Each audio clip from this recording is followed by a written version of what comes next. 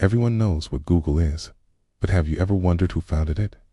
Well, in this video, we'll be looking at the founders of Google, Larry Page and Sergey Brin. Larry and Sergey are two super intelligent computer scientists. They both went to university together at Stanford in California.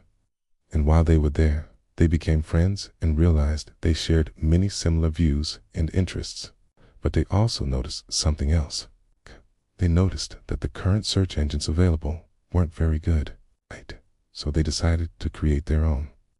They called it Backrub, but it didn't take long for them to realize that this wasn't a very good name. So they changed it to Google, which was a play on the word Google, which means 1 followed by 100 zeros. They thought this name was appropriate because they wanted their search engine to organize all the information in the world. After graduating from university in 1995, they started working on Google, and they soon got $100,000 of funding from Sun Microsystems co-founder Andy Bechtolsheim. In August 1998, Google officially launched, and it didn't take long for it to become popular. This was due to its superior algorithms, which provided much better results than other search engines. Also, it was free for users, which made it very appealing.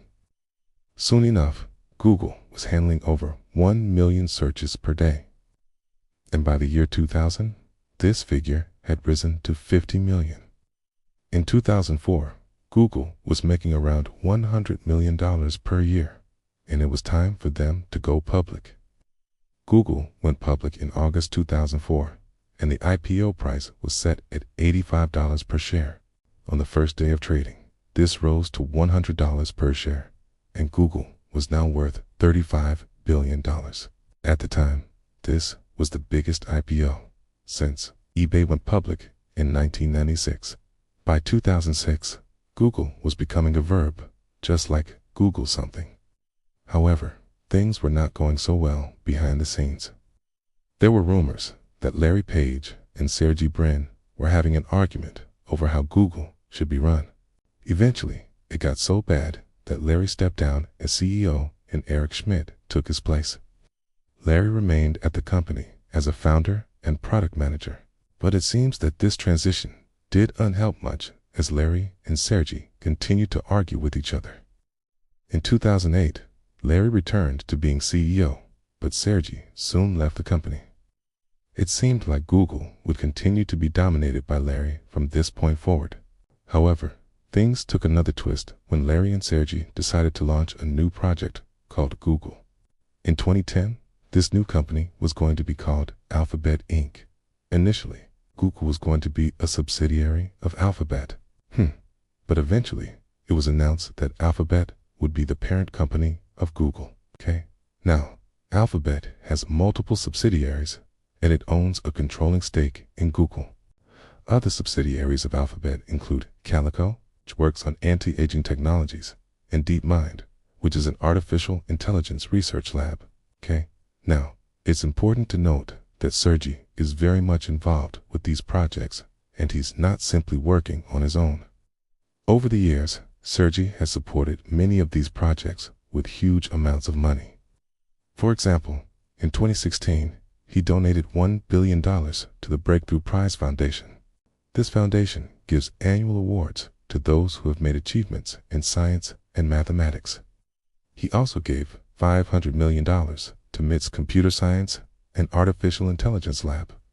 But although Larry and Sergey no longer work together on a daily basis, they both still hold significant stakes in Alphabet. Between them, they hold around 51% of voting shares in the company. This means that they could pretty much control Alphabet and Google as a whole. It's also worth mentioning that both Larry and Sergey are known for their philanthropy. Between 2004 and 2017, they donated a total of $7 billion to various charities.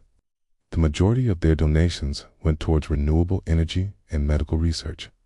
In 2017, they announced that they would donate $1 billion to organizations fighting opioid abuse and addiction.